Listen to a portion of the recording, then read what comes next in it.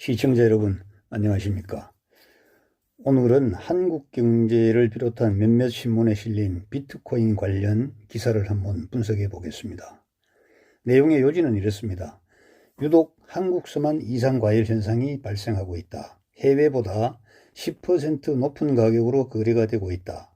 연일 최고치를 경신하고 있다. 이렇게 나와 있습니다. 4월 2일 14시 기준으로 비트코인 한 개당 7,406만 원을 훌쩍 뛰어넘었습니다. 상승률을 보니까 한 달 만에 무려 29%가 올랐고 2021년 연초와 대비한다면 2배 넘게 올랐다고 합니다. 최근 일주일 사이에 1,000만 원을 훌쩍 뛰어넘었다고 하네요. 미국은 이 비트코인 가격이 개당 6,733만 원입니다. 우리나라하고 따지자면 마이너스 9.94% 차이가 나고요.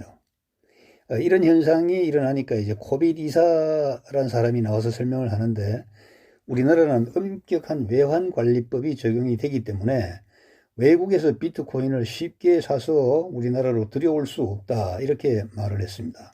이 말에 그 본뜻이 있어요. 왜 이런 말을 했을까?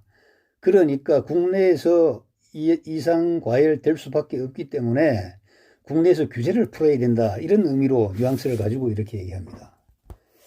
제가 보기에는 참 좋지 않은 표현 같아요. 그러니까 이제 2018년에 악성 버블이 있었는데 이때를 연상하게 된다. 그래서 2019년에 금융위원장이 비트코인 거래를 불법으로 규정한다고 막 강조를 뒀던 것이죠. 이게 뭐냐면 이제 갑자기 이러한 그 악성 버블이 연상되는 그러한 이상 투기, 이상 과열 조짐이 보이니까 지금 와서는 이렇게 얘기합니다. 비트코인의 가치를 인정하더라도 투기 징후가 있다. 이건 반드시 투기다, 이런 얘기죠. 사실 이게 가치를 인정하느냐 하지 않아야 되느냐는 심각한 딜레마입니다. 현실적으로 상용성도 없고 범용성도 없고요. 그러니까 쉽게 얘기하면 anytime, any place, 늘 이게 사용할 수 있어야 되는데 사실 그렇지 못한데도 불구하고 많은 사람들이 이 비트코인 시장에 들어왔기 때문에 이 실체를 인정해 줘야 한다, 그런 겁니다. 그렇더라도 투기 징후가 있다. 예를 들어서 미국과 대비하면은 7.9% 차이가 나던 게 하루 만에 9.94% 차이가 나고 또 하루 만에 10% 이상 차이가 벌어지더라. 과거에 있었던 그 김치 프리미엄, 이와 같은 그 과열 현상이 우려된다, 이거죠. 그런데 이게 글로벌 금융기관이 비트코인을 인정하는 추세다, 사용할 수 있도록. 여러분, 이런 말에 속으면 안 돼요. 글로벌 금융기관이라는 게 뭡니까? 이 비트코인의 그 뒤에 조종하는 그 마쿠 세력들 아니에요. 이런 사람들은 이런 얘기를 자꾸 해야 시장이 과열되고, 시장이 과열될수록 자기들의 수익이 올라가고, 또 이 비트코인으로 인해서 실패한 사람들이 떠나는 게 아니고 다시 달려듭니다. 예를 들어서 밤에 램프에 달려들었다가 죽은 벌레들이요, 낮이 되면 어디로 사라졌다가 밤에 그 램프를 내걸면 또다시 덤벼드는 거죠. 이와 같이 덤벼드는 사람이 많아야 자기들은 수익이 올라가는 거 아니겠습니까? 자, 문제 현상이면 분명한 것 같아요. 관심 있는 곳에 날뛰는 사기꾼들, 또 사기꾼에 속아서 전 재산을 날리는 투자자들. 여러분, MBI라고 아세요? MBA는 알아도 MBI는 모르시죠? 이게 말레이시아에서 어떤 기업이 운영하는 저 비트코인 그 전체 통틀어서 MBI라고 하는데요. 여기에 우리나라 투자자들이 8만 명이 가입을 해서 손실이 5조 원대랍니다. 그러니까 투자를 유치해 오면 보너스를 준다, 이런 거 다단계 구조로 운용하다 보니까 A가 B를 물고 들어오고 B가 C를 물고 들어오고 C는 D와 E를 물고 들어오고, 이렇게 포도송이가 늘어나듯이 쫙쫙쫙 늘어나는 것이요. 이 보너스 준다는 말에 혹해가지고 형제를 속이고 친구를 속이고 처제를 속이고 뭐 매형을 속이고 이런 식으로 다 이게 물고 들어가는 겁니다. 이제 이 사람들이 국가를, 그 서대문 경찰청 앞에서 국가에서 배상하라. 사실 이게 국가에서 왜 배상해 줘야 돼요? 당신들이 조심을 했어야죠. 중국에서는요, 역시 그 워토큰이라고 있는데 71만 명이 피해를 당하고요, 10억 달러, 우리 돈 1조 1천억의 그 손실이 발생했다고 합니다. 자, 이런 걸 보면서 미친 탐욕, 그 종착점은 어딜까 하는 생각을 해봅니다.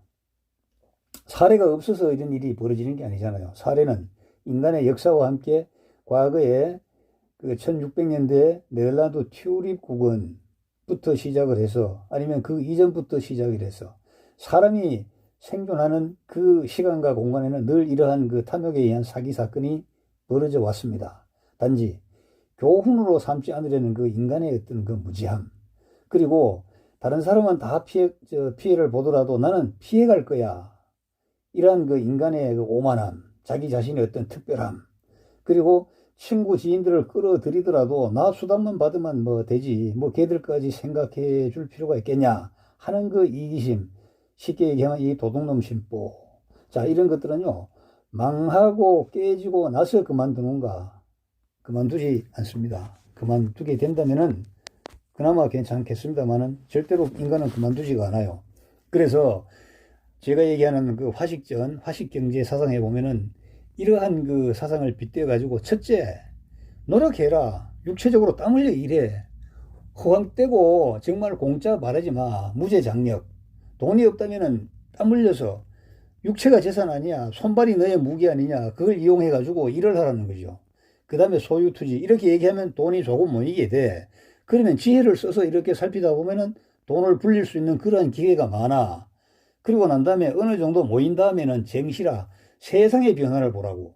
세상이 큰 돈을 벌어주게 하는 거야. 다시 한번 여러분들에게 설명드리겠습니다. 무제장력, 소유투지, 기호쟁시, 이것이 바로 돈이 없는 사람이 부자가 되어가는 원투 쓰리고, 돈을 어느 정도 가진 사람이 돈을 더 불려 나갈 수 있는 A, B, C가 되는 것입니다. 이것이 지금부터 2100년 전에 기록이 되었는데, 기록될 당시에 이 저자인 사마천은 3000년의 통사를 관찰해 보니까 이 불변의 원칙이 있더라. 부자가 되고 싶은 아니, 여러분들은 다 부자가 되어야 돼. 돈 없어 남에게 더러운 짓 당하지 말고, 돈이 없으니까 국가 권력에도 꼼짝 못하고 부자들에게도 벌벌기고, 심지어 돈을 빼앗으려다가 오히려 그 몸을 당하고 하잖아. 그러니까 절대로 그러지 말라고. 돈 없는 거 한탄하지 마. 튼튼한 두 다리와 몸이 있잖아. 일단 힘을 써, 무제장력. 그 다음에 그렇게 되면 반드시 돈이 조금 모이게 돼. 그럴 때 지혜를 써야지. 거품을 찾아서 막 돌아다니면은 스스로 거품이 되어서 날려갈 수밖에 없는 거지. 그리고 기호쟁시. 그러다 보면 어느 정도 풍족하게 돼. 그때는 세상이 벌어주는 그 부자의 기회를 반드시 찾으란 말이지. 이것이 바로 화식 경제 원리의 진수이자 가장 핵심입니다. 여러분, 감사합니다.